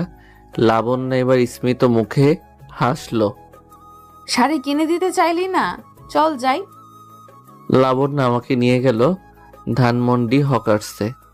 ওর পরিচিত এক দোকানে বসে গুনে গুনে 20টা শাড়ি কিনে দিলাম। লাবণ্য অবাক হয়ে তাকালে বললাম, 1.5 বছরে 18 মাস, প্রতি মাসে একটা করে হলে 18টা শাড়ি, আর বিয়ে উপলক্ষে 2টো বোনাস শাড়ি, ব্যাস আর কিছু না। লাবণ্য হেসে দিল। তুইও কিন্তু তোর বাড়ির লোকদের মতো পাগল আছিস অমিত। আমি গম্ভীর হয়ে উঠে দাঁড়াতেই লাবণ্য আমার হাত ধরল। শোন, বিয়ে হয়েছে বলে মেপে মেপে কথা বলবো এমন ভাবিস না।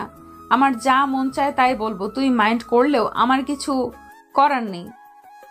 আমি গম্ভীর হয়ে বলি, সব ঠিক আছে তাহলে? আমাকে আমার মতো চলতে দিচ্ছেন না কেন? বাবা মায়ের সামনে ওরকম ভালো মানুষ সাজার কি প্রয়োজন ছিল? এবার লাবণ্যের মুখে মেঘ নামে। তুই আমাকে ভুল বুঝিস না অমিত, সারা জীবন একা একা থেকেছি তো, তাই তোর পরিবার পেয়ে মনটা আদরে হতে চাইছে। আর তোর সাথে আমি এখন সবচেয়ে পবিত্র বন্ধনে বাঁধা পড়েছি। যা কিছু করছি বা করব সবটাই মন থেকে করব। আমি মুখে ফটফট করি বলে আমাকে বেয়াদব ভেবে নিস না। আমি ছটফটি উঠে বলি, আচ্ছা হয়েছে হয়েছে, বুঝেছি, আর কৈফিয়ত দিতে হবে না। চলুন, আর কোথায় যাবেন? হোস্টেলে যাব, তারপর তোর সাথে লাঞ্চ করে বাসায় ফিরবো, ঠিক আছে? সারাদিন একসাথে ঘোরাঘুরি করে বিকেলে বাসায় ফিরে বেশ আশ্চর্য হলাম। বাবা মা আমাদের দোতলায় ডেকে নিয়ে যা বলল তাতে চমকে উঠলাম। আমাকে নাকি লাবণ্যর থেকে আলাদা থাকতে হবে। আমি চেঁচিয়ে উঠলাম, মানে কি? লাবণ্য আমার বিয়ে করা বউ, ওর থেকে আলাদা থাকবো কেন আমি? আমার রণমূর্তি দেখে বাবা মা দুজনই ভয় পেয়ে গেল। বাবা একদমই নীরব হয়ে গেলেন। মা আমতা আমতা করে বলল, এমন করছিস কেন অমিত? মাত্র 2 দিন আলাদা থাকবি থাকবি, তোদের বিয়ে হলো, হলুদ হলো না। প্রথমবারের পরিবারের প্রথম বিয়ে চাইছিলাম একটু রীতিগুলো ফলো করতে। মাত্র 2 দিন, কাল তোদের দুজনকে হলুদ ছব, পরশু রিসেপশনের অনুষ্ঠান, ব্যাস ঝামেলা শেষ। মায়ের ভালো মানসিক কথায় আমার শরীর জ্বলছে। অনেক কষ্টে নিজেকে সামলে নিয়ে বলি, কেন মা, এত আদিক্ষেতা করতে হবে কেন? তোমার আরো 2টো সন্তান আছে, তাদের নিয়ে আদিক্ষেতা করো, কেউ মানা করেছে? হুট করে আমাকে নিয়ে পড়লে কেন? মা মন খারাপ করে বলল, আচ্ছা ঠিক আছে, বাদে, আলাদা থাকতে হবে না। পরশু রিসেপশন রেখেছি আমরা, তোরা দুজন কাকে কাকে নিমন্ত্রণ করতে চাস করে ফেলিস, 1000 লোকের অ্যারেঞ্জমেন্ট করেছি। হুট করে পাশ থেকে লাবণ্য বাগড়া দিল। আন্টি আমি রাজি আলাদা থাকতে। আমি চেঁচিয়ে উঠলাম, লাবণ্য! লাবণ্য আমাকে মৃদু স্বরে ধমক দিল। অমিত, সব সময় এরকম করিস কেন? ওনারা এত ভালো উদ্যোগ নিয়েছে আর তুই কিনা মানা করছিস? বিয়েতে যত বেশি মুরব্বীদের দোয়া থাকবে তত বেশি বরকত, এটা জানিস? মাত্র 2 দিনের ব্যাপার অমিত, এরকম করতে নেই। মা লাবণ্যর হাত ধরে কেঁদে দিল। আল্লাহ তোদের মঙ্গল করবে মামুনি, আজ অনেক খুশি করে দিলে। পুরো দৃশ্য দেখে আমি দুপ ধাপ পা ফেলে নিজের ঘরে এসে দরজা দিলাম। কিছুক্ষণ পর দরজায় কড়া। অমিত, আছিস? চলে যান লাবণ্য। কি জন্য এসেছেন আমার কাছে? এখন কি চাই? মতামত দেওয়া তো শেষ। অমিত প্লিজ দরজা খোল, তোকে বুঝিয়ে বলছি পুরো ঘটনা। লাবণ্য অনুনয় করল। আমি চুপচাপ শুয়ে থাকি। আবারও ঠক ঠক। অমিত খোল না দরজাটা। লাবণ্যর ডাক অগ্রাহ্য করতে না পেরে দরজা খুলে দিলাম। ঘরে ঢুকেই আমায় দেখলো। আমি ওকে না দেখার ভান করে আবার শুয়ে গেছি। টের পেলাম আমার পাশে এসে বসেছে। গায়ে হাত দিয়ে ডাকলো, অমিত, কেন আমাকে বুঝতে পারছিস না বলতো? আমি কি চাইছি সেটা কি তোর কাছে কোনো গুরুত্ব রাখে না? আমি মাথা তুলে ওর দিকে তাকালাম। সামান্য ব্যাপার নিয়ে এত বড় কথা বলে দিলেন। আপনার চাওয়া আমার কাছে গুরুত্ব না রাখলে কার চাওয়া গুরুত্ব রাখে? লাবণ্য আমার দিকে তাকিয়ে রইল। তাহলে কেন বুঝতে চাইছিস না? আমি আঙ্কেল আন্টির কথা মেনে নিলাম কেন? কেন মেনে নিলেন? আমার প্রশ্ন শুনে লাবণ্য খানিকটা উদাস হয়ে বলল, ছোটবেলা থেকে একা থেকেছি। ঘর নাই, বাড়ি নাই, কথা বলার মানুষ নাই। আমার জীবন নিয়ে অভিজ্ঞতা এত খারাপ ছিল যে মানুষের সাথে মিশতেও ভয় করতাম। তারপর শিখে গেলাম কিভাবে নিজেকে লুকিয়ে রেখে মানুষের সাথে মিশতে হয়। কিন্তু তবুও নিজের কেউ ছিল না বলে জীবনটা খুব কষ্টে কেটেছে। এখন তোর মাধ্যমে একটা পরিবার পেয়েছি। ওরা যদি আমাদের নিয়ে একটু আনন্দ করতে চায় তাহলে করুক না, কেন বাধা দেব? তাছাড়া বউ সাজার ইচ্ছে কম বেশি সব মেয়ের মধ্যেই থাকে, আমার মধ্যেও আছে। এটা অস্বীকার করে কি করে? তাই আন্টি যখন বলল, লোভ সামলাতে পারিনি। প্লিজ অমিত, আমাকে ক্ষমা করে দে। তোকে জিজ্ঞেস না করে আন্টিকে হ্যাঁ বলে দিয়েছি। আমি ওকে খোঁচা দিলাম। কিন্তু আপনি বলেছেন আগে আপনার বিয়ে হয়েছে। আপনার তাহলে তো বউ সাজার ইচ্ছে তো মিটেছিল। লাবণ্য এবার কিছুটা লাজুক হয়ে মাথা নিচু করলো। আমি ঝুঁকে দেখার চেষ্টা করলাম ওকে। ও মাথা নিচু করেই জবাব দিল, মিথ্যে বলেছি অমিত। দেখতে চেয়েছি এরপরও তোর আমার প্রতি আকর্ষণ থাকে কিনা। আমি হেসে এগিয়ে এসে লাবণ্যের কোলে মুখ লুকাই। আমি জানতাম লাবণ্য চোখ বড় বড় করে তাকায়। তুই জানতি, কিছু বললি না কেন? বললে এই লাজুক মুখটা দেখতে পেতাম। লাবণ্য এবার লজ্জায় নুয়ে পড়ে। আমি মিটিমিটি হেসে বলি, আপনাকে মাফ করব এক শর্তে, যদি আমার কপালে একটা স্নেহা স্পর্শ দেন। বয়সে ছোট তো আপনার, তাই ভালোবাসার স্পর্শ চাইতে পারছি না। লাবণ্য চমকে তাকায়। আমার মুখের দুষ্টু হাসি দেখে ও ঝট করে উঠে দাঁড়ায়। তুই খুব ফাজিল হয়ে গেছিস অমিত। আন্টি আমার খোঁজ করছে নিশ্চয়ই, যাচ্ছি আমি। আমি উচ্চ কণ্ঠে জবাব দিলাম, আমি আগে থেকেই ফাজিল ছিলাম লাবণ্য। আপনি কি নতুন করে চিনলেন? আর হ্যাঁ, এখন পালিয়ে বাঁচলেও পরশু কিন্তু আমার কাছেই আসতে হবে। সেদিন কোনো ছাড় পাবেন না বলে দিলাম। আমার কথা শুনে লাবণ্য দৌড়ে পালায়। আমি সেদিকে তাকিয়ে থেকে উচ্চস্বরে হেসে উঠলাম। রাতটা এলোমেলো কেটে গেল। লাবণ্যকে দেখার উদ্দেশ্যে কয়েকবার ড্রয়িং রুমে গেলাম। দেখলাম সকলে গোল হয়ে বসে ওর দু হাতে মেহেদি পরাচ্ছে। লাবণ্যের চেহারায় অদ্ভুত এক ধরনের আনন্দের রেখা। কি যে সুন্দর লাগছে লাবণ্যকে। আমি সব ভুলে হা করে লাবণ্যকে দেখছিলাম। নুমা আপা আমাকে দেখতে পেয়েই হই হই করে উঠল। এই অমিত, তুই এখানে কি করিস? যা এখন এখান থেকে যা। এখন বউ দেখা যাবে না, দাদি দেখেছে। দাদি দেখছো তোমার নাটির কাণ্ড? বউকে দেখার জন্য হেদিয়ে মরছে। অমিত, কাউকে এতটা ভালোবাসবে কোনো দিন ভেবেছিলে?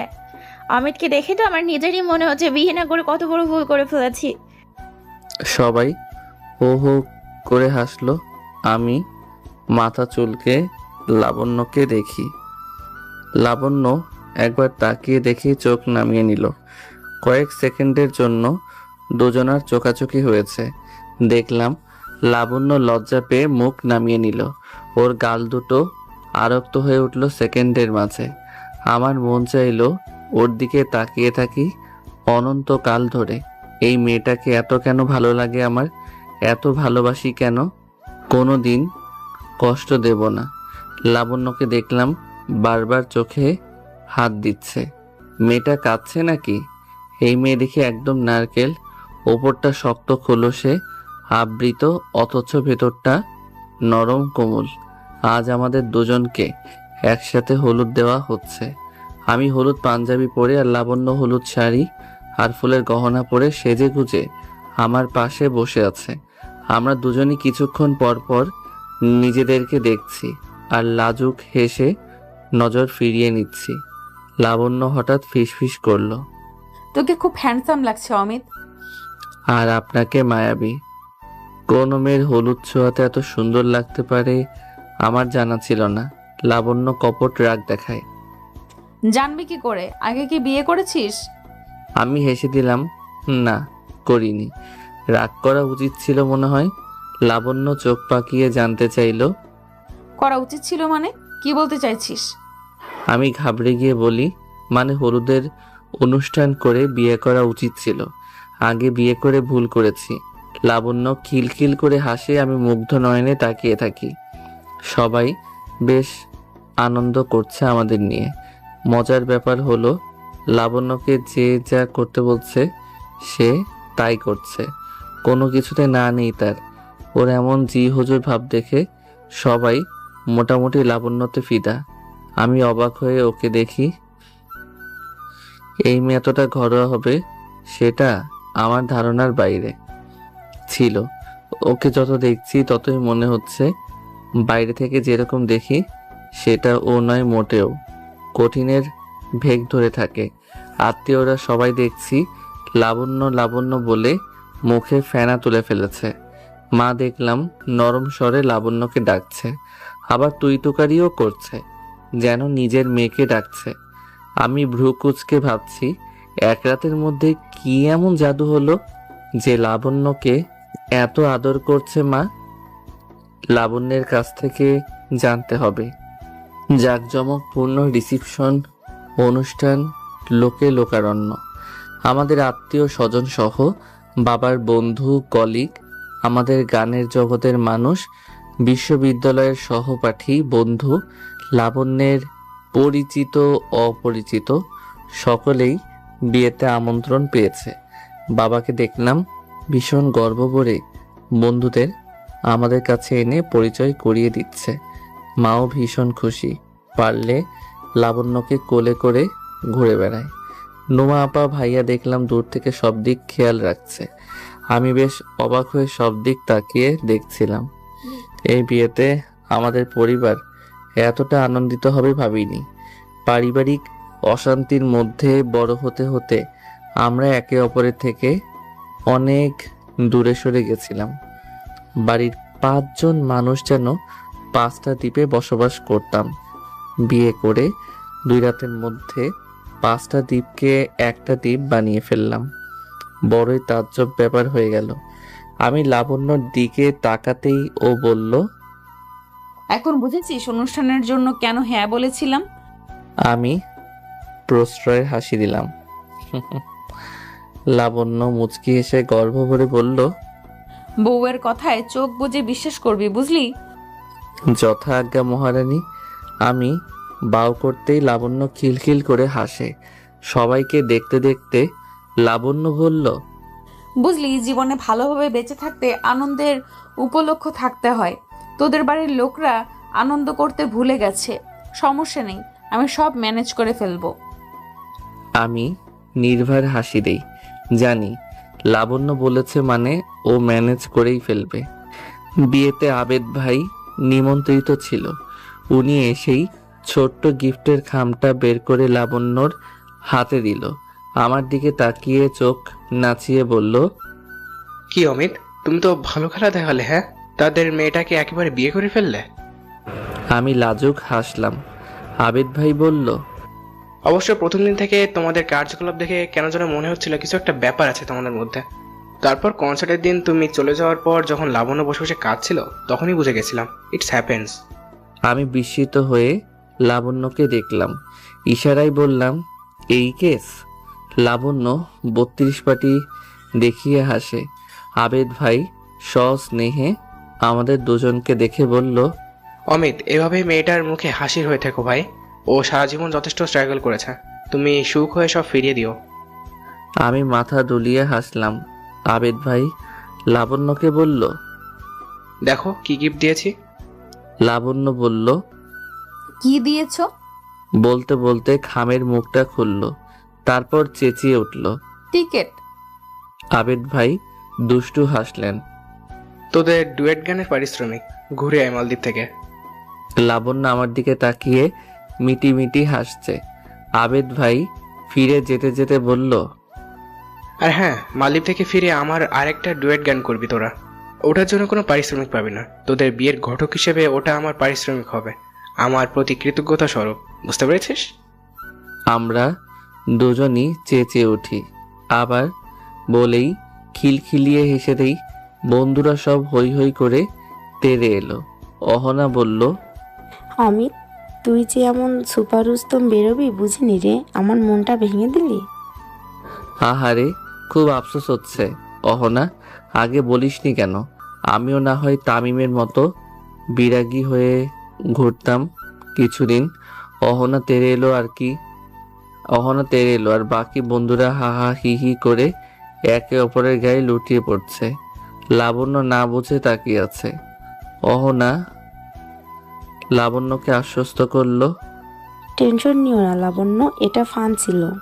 অমিতটা খুব মুডি ছিল বুঝলে। তুমি কি করে পটাবে বলো তো? লাবণ্য মৃদু স্বরে হাসলো। আবার আমরা কেউ কাউকে পটাইনি তো, শুধু ঝগড়া করেছি। আমি বলি, মিথ্যে বলছেন কেন লাবণ্য? আমি পটিয়েছি তো আপনাকে, কত কি বলে বিয়েতে রাজি করালাম। লাবণ্য লজ্জা রাঙা হলো। আরে বাহ, আপনি, দারুণ ব্যাপার তো। এই অমিত, লাবণ্যকে আপনি করে বলছিস কেন? রাতুলের প্রশ্ন শুনে লাবণ্য উৎসুক নয়ন মেলে আমায় দেখলো। আমি মুচকি হেসে বলি, ভালো লাগে। লাবণ্যকে ডাকতে গিয়ে টের পেলাম আপনি বলার মধ্যে একটা মায়া মায়া ব্যাপার আছে। আমি তো ঠিক করে নিয়েছি লাবণ্যকে আজীবন আপনি বলবো। আমার জবাব শুনে লাবণ্য বিস্ময় নিয়ে আমার দিকে তাকিয়ে থাকে, চোখটা আবেগে আপ্লুত। আমি ওকে চোখের ইশারায় প্রবোধ দেই। চোখে চোখে অনেক কথা হয় দুজনার। রাতুল কাশলো। উফ, দেখা দেখির পর্ব রাতের জন্য তুলে রাখো বন্ধু। এখন আমাদের সাথে ছবি তোলো তো একটা। সবাই রেডি? চিজ বল একসাথে, সে চিজ। দ্বিতীয়বার বাসর ঘরে যাওয়ার সুযোগ হলো রাত 2টায়। লাবণ্য এবার বধূ সাজে মাথায় ঘোমটা টেনে বসেছিল। আমি ওকে দেখে হেসে দিলাম। এখনো এভাবে বসে আছেন? কষ্ট হচ্ছে না? লাবণ্য নেমে এসে আমার পা ছোঁয়ার চেষ্টা করতেই আমি ওকে ধরে ফেলি। হুম, এরকমটা আর কখনো করবেন না লাবণ্য। স্বামী স্ত্রী কেউ কারো থেকে কম বেশি না। সংসার সুখের করতে দুজনের ভূমিকাই ভীষণ গুরুত্বপূর্ণ। অতএব দুজনেই ইকুয়াল সম্মান পাবে। আর এই থিওরিটা আপনি, আমি, আমরা দুজনেই মেনে চলবো, ঠিক আছে? লাবণ্য ভীষণ মুগ্ধতা নিয়ে আমাকে দেখছে। আমি হেসে জানতে চাইলাম, কি দেখছেন অমন করে? লাবণ্য ভাবুক হয়ে বলল, ভাবছি ভুল করে যদি ভালো কিছু হয় তাহলে ভুলই ভালো। মানে? মানে তোর বাবা মায়ের দাম্পত্য কলহলের কারণে যদি তোর এত দারুণ মানসিকতা গড়ে উঠে থাকে, তাহলে এমন কলহ ঘরে ঘরে হোক, তোর মতো মানসিকতার লক্ষ লক্ষ ছেলে তৈরি হোক, দেশ থেকে নারী নির্যাতন নামক শব্দটাই গায়েব হয়ে যাবে। আমি দুষ্টু হেসে বলি, খুব পটানো হচ্ছে তাই না? যতই পটান না কেন, আজ কিন্তু আপনাকে ছাড়ছি না। কি করবি শুনি? লাবণ্য আমার কাছে এগিয়ে এসে চোখে চোখ রাখে। আমি হুট করে ওর কোমর পেঁচিয়ে ধরে নিজের সাথে জড়িয়ে নিলাম। টের পেলাম প্রথম স্পর্শ পেয়ে মেয়েটা কিরকম আমূলে কেঁপে উঠল।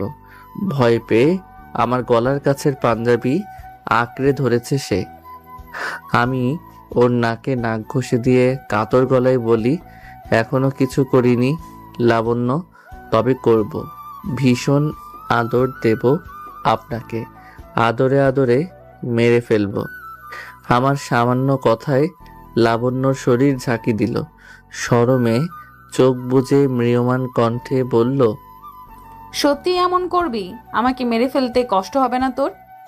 আমি ওর কপালে, নয়নে, গালে একের পর এক চুমু আঁকতে আঁকতে ঠোঁটের কাছে এসে থেমে যাই। একদম কষ্ট হবে না বলেই ওর অষ্টধয়ের দখল নিলাম। অনেকটা সময় অমৃত সুধা পান করে ছেড়ে দিতেই লাবণ্য হাঁপাতে লাগলো। ওকে মৃদুস্বরে বলতে শুনলাম, রাক্ষস একটা। আমি মুচকি হেসে ওর দিকে এগিয়ে গেলাম। কোনো কথা না বলে চুপচাপ ওর মাথা থেকে সাবধানে ওড়না খুলে নিলাম। শাড়ির সেফটি পিন খুলতে শুরু করেছি একটা একটা করে। গহনাগুলো সাবধানে খুলে নিলাম। ওকে বললাম ওর মুখের মেকআপ পরিষ্কার করে আসতে। ও অবাক হয়ে আমার কাণ্ড দেখছিল এতক্ষণ। বিনা বাক্যে আমার কথা মেনে নিল। ও চলে যেতেই আমি নিজেও আরামদায়ক কাপড় পরে নিলাম। লাবণ্য সুতি শাড়ি পরে ফিরে এলো নর্মাল হয়ে। ওর শ্যামবরণ মুখে কোমলতার ছাপ, ক্ষীণ কটিদেশ আমার হৃদয়ে ঝড় তুলছে। নিজেকে সামলে নিয়ে অগোছালো বিয়ের শাড়িটা দুজনে মিলে ভাঁজ করলাম। আমি প্রস্তাব দিলাম, সিগারেট খেতে চান? ও বিস্মিত হয়ে আমাকে দেখে হেসে দেয়। এতটাও নেশা না যে বাসর রাতে খেতে হবে। ওগুলো ফিল্মি ক্যারেক্টারে মানায়, টিভিতে দেখতে ভালো লাগে। আমি ওর হাত ধরে কাছে টানি। গলায় মুখ ডুবিয়ে ওর শরীরের ঘ্রাণ নেই, অধর ছোঁয়াই। গাঢ় স্বরে বলি, এত বাধ্য মেয়ে হয়ে যাচ্ছেন কেন লাবণ্য? আপনি যেমন তেমন থাকুন। মেয়েটা ভালোবাসায় বুঁদ হয়ে কেঁপে কেঁপে ওঠে। মাদকতাপূর্ণ কণ্ঠে বলে, কেউ ভালোবাসা দিলে তার জন্য জান কুরবান অমিত। আমি বাধ্য হয়ে কিছু করছি না তো, তোকে ভালোবেসে করছি। ওর কথাগুলো কানে যায় কি যায় না, আমি ততক্ষণে ওতে ডুবে গেছি। বাতি নিভিয়ে লাবণ্যকে বিছানায় টেনে নেই। ওর কানের কাছে ফিস ফিস করি, আপনাকে ভালোবেসে ছুঁয়ে দেওয়ার অনুমতি চাইছি লাবণ্য। আপনাকে ছুঁয়ে দেওয়ার অধিকার কি দেবেন আমাকে? আমি সবটাই তোর অমিত। লাবণ্য শুধুই অমিতের। অনুমতির অপেক্ষায় ছিলাম। পেটেই লাবণ্যতে ডুব দিলাম। আমার আনন্দে আনন্দিত হতে চাওয়া মেয়েটা কি অবলীলায় দুঃখ সয়ে যেতে পারে হাসি মুখে, সেটাই অনুভব করলাম আমাদের একান্ত রাতটাতে। হানিমুনে মালদ্বীপে এলাম। লাবণ্যর প্রথম বিদেশ সফর। ও যে কি আনন্দিত না দেখলে বোঝা সম্ভব না। ছোট ছোট ব্যাপারে উচ্ছ্বসিত হচ্ছে, আর আমি ওর পেছন পেছন ঘুরে উচ্ছ্বাস দেখি। রাতে যখন ওর সাথে ঘনিষ্ঠ হচ্ছিলাম, ওকে বললাম, আমি বেবি চাই লাবণ্য, অনেকগুলো বেবি নেব আমরা। আপনার আপত্তি নেই তো? লাবণ্য লজ্জা পেয়ে আমার বুকে মুখ লুকায়। আমি ওর কপালে ভালোবাসার স্পর্শ দিয়ে বলি, কিছু বললেন না যে? আপনার কোনো আপত্তি আছে বাচ্চা নেওয়ার ব্যাপারে? আমি ভাবছি অন্য কথা। কি কথা? আমি উৎসাহের সাথে জানতে চাইলাম। লাবণ্য ধীরে সুস্থে বলতে শুরু করে, আপুরে, আপু আর ভাইয়ার বিয়ে দিতে হবে অমিত। ওদের বিয়ের আগে বাচ্চার কথা মুখেও আনবি না। ওরা আমাদের বড়, বিয়ে না হয় করেছি তা বলে বাচ্চাও নেব? ওরা খুব মন খারাপ করবে রে। মুখে বলবে না, মনে মনে কষ্ট পাবে। ওতে আমাদের বাচ্চাদের খারাপ হবে। অসমতা খুব খারাপ জিনিস অমিত, এটা সম্পর্ক নষ্ট করে। একজন সব পাচ্ছে, আমি কিছুই পাবো না, এমন বোধ মানুষের মনটা দুমড়ে মুচড়ে দেয়। আমি এতিমের মতো বড় হয়ে জীবনে অসংখ্যবার এরকম দুমড়ে মুচড়ে গেছি। চাই না এমন অনুভূতির মধ্যে দিয়ে কেউ যাক। তুই একটুও ভাবিস না, নিশ্চিত থাক, আমি সব ম্যানেজ করে নেব। দেখিস তাড়াতাড়ি দুজনের বিয়ের ব্যবস্থা করে ফেলবো। আমি হেসে লাবণ্যকে বুকে জড়িয়ে নেই। এই মেয়েটা সবার জন্য কতটা ভাবে, কত বড় মন হলে এভাবে ভাবতে পারে। গর্বে আমার বুক ফুলে ওঠে। আমি কি দারুণ একজন মানুষকে জীবনে পেয়েছি ভাবতেই মন ভালো হয়ে যায়। পরিবারের সবার জন্য এক গাদা গিফট নিয়ে দেশে ফিরে এলাম। হানিমুন থেকে ফিরে আবেদ ভাইয়ের ডুয়েট গানটা গাইলাম দুজনে। লাবণ্য চাকরি নিয়ে বিজি হলো, আমি মাস্টার্সের ক্লাস নিয়ে। মাঝে মাঝে লাবণ্যকে নিয়ে টুকটাক গান করি, পেজে আপলোড দেই, বেশ ভিউ হয়। সেদিন লাবণ্য বলল, এই অমিত, একটা কথা বলি। হ্যাঁ বলুন না। পেজে আমাদের দুজনের গান টান কম দিস, লোকে খুব নজর দেয় জানিস। আমার ভয় করে কার নজর লেগে যায় আর তোর আমার জীবনে প্রবলেম শুরু হয়। প্লিজ আর দিস না আমাদের ভিডিও। আমি হাসলেও লাবণ্য হাসে না। আমি ওর ভয়টা বুঝতে পারি। ওকে বলি, আর দেব না লাবণ্য, ভাববেন না। সম্বোধন নিয়েও খুব বিপদে পড়ি মাঝে মাঝে। তুই আর আপনির অদ্ভুত মেল দেখে প্রথমে লোকে অবাক হয়, তারপর মজা পায়, এরপর হয় মুগ্ধ। অনেককেই বলতে শুনি, আমি পাত্তা দেই না এসব। কোনো প্রশংসা বাক্য মন কাড়ে না আমার। একটা চমকপ্রদ তথ্য হলো যে সত্যি সত্যি লাবণ্য ম্যানেজ করে নিল। 6 মাসের মধ্যে নুমা আপুর বিয়ের বাদ্য বাজিয়ে আমাদের চমকে দিল। পাত্র উচ্চপদস্থ সরকারি কর্মকর্তা। সারা জীবন বিয়ে করবে না বলে পণ করা নুমা আপুও খুব খুশি। আমাদের দেখেই নাকি তার সাহস হয়েছে বিয়ে করার। তা না হলে বাবা মায়ের সংসার দেখে বিয়ে না করার ব্রততেই অটুট থাকতে চেয়েছিল। মায়ের মধ্যেও টুকটাক পরিবর্তন এসেছে। মাকে দেখলাম ছোটাছুটি করে কাজ করছে, আর প্রতিটা কথায় লাবণ্য মা বলে সম্বোধন করছে। বাবাও আগের মতো চেঁচামেচি করে না, ভদ্রলোকের মতো চুপচাপ থাকে, নিজের মতো বিজনেস করছে, ট্যুরে কম যাচ্ছে আজকাল। বৌমাকে দেখে লজ্জা পায় হয়তো। হা হা হা। নুমা আপুর বিয়ের মাস 3 মধ্যে বাবারই এক বন্ধু তার মেয়ের সাথে ভাইয়ার বিয়ের প্রস্তাব দিল। বাবা সেই প্রস্তাব সানন্দে লুফে নিল। পরে শুনলাম ওরা লাবণ্যতে মুগ্ধ হয়ে প্রস্তাব দিয়েছে। হবু বড় ভাবির কথা, এইরকম একজন যা নাকি সব মেয়ের কাম্য। বিয়ের কথা পাকা হলো। ফেব্রুয়ারিতে বিয়ে, হাতে মাসখানেক সময় নেওয়া হয়েছে আমার মাস্টার্স হাফ ইয়ারলি পরীক্ষার জন্য। আমার সামনে পরীক্ষা বলে একটু বেশি ব্যস্ত থাকি আজকাল। আজ পড়া শেষ করে বেডরুমে ঢুকে দেখলাম লাবণ্য বিছানায় শুয়ে আছে। ঘড়িতে দেখলাম বিকেল 5টা। এই সময় ও তো অফিসে থাকে, আজ বাসায় কি করে? আমি লাবণ্যর পাশে শুয়ে পড়ে বলি, লাবণ্য কি হয়েছে আপনার? অফিস থেকে তাড়াতাড়ি ফিরলেন যে? লাবণ্য আলস্য ভরে মুখের উপর থেকে হাত সরিয়ে আমাকে দেখলো। শরীরে খুব খারাপ লাগছিল অমিত, এই জন্যই ছুটি নিয়ে চলে এসেছি। লাবণ্যর চেহারা খানিকটা মলিন দেখে আমি উদ্বিগ্ন হয়ে উঠে বসি। কি হয়েছে আপনার? বেশি খারাপ লাগলে চলুন ডাক্তারের কাছে যাই। লাবণ্য আমার কাছে এগিয়ে এলো। আমার গেঞ্জির গলা দিয়ে বেরিয়ে থাকা বুকের অংশে নাক ঘষে গভীর চুমু দিল মেয়েটা। আমি ওকে বুকের মধ্যে জাপটে ধরি। একটা খুশির সংবাদ শুনবি অমিত? ও নেশাগ্রস্ত কণ্ঠে বলল, কি? বলুন। কানটা এগিয়ে দে। আমি কান পাততেই লাবণ্য আমার কানে ফিস ফিস করলো, আমরা বাবা মা হতে যাচ্ছি অমিত, আমি প্রেগনেন্ট। আমি খাটের উপর লাফিয়ে চেঁচিয়ে উঠি, সত্যি? চুপ কর, কেউ যেন না শোনে, কেউ যেন না জানে। বড় ভাবে বাড়ি এলে জানাবো, ঠিক আছে? ঠিক আছে, কাউকে বলবো না। উপরে উপরে শান্ত থাকলেও ভেতরে ভীষণ উত্তেজনা আমার। কেন যেন কান্না পেল আমার। একটা ছোট গুটি গুটি হাত আমাকে আঁকড়ে ধরবে এটা ভেবেই উত্তেজনা এলো শরীরে। আমি পরম আদরে লাবণ্যর হাতে চুমু দিলাম। ওকে ডাকলাম, লাবণ্য, বাচ্চাকে আমরা একটা সুন্দর পরিবেশে বড় করব, কেমন? কখনো ওর সামনে ঝগড়া করব না, ওকে? ওকে অমিত। জানেন তো বাবা মা ঝগড়া করলে বাচ্চাদের কি অবস্থা হয়? আমরা কখনো অমন কিছু করব না। লাবণ্য আমাকে বুকে টেনে নেয়, গভীর মমতায় আমাকে নিজের সাথে আঁকড়ে ধরে বলে, আমরা আমাদের বাচ্চার জন্য সবচেয়ে নিরাপদ আশ্রয় হব। আমরা ওদের বন্ধু হব অমিত।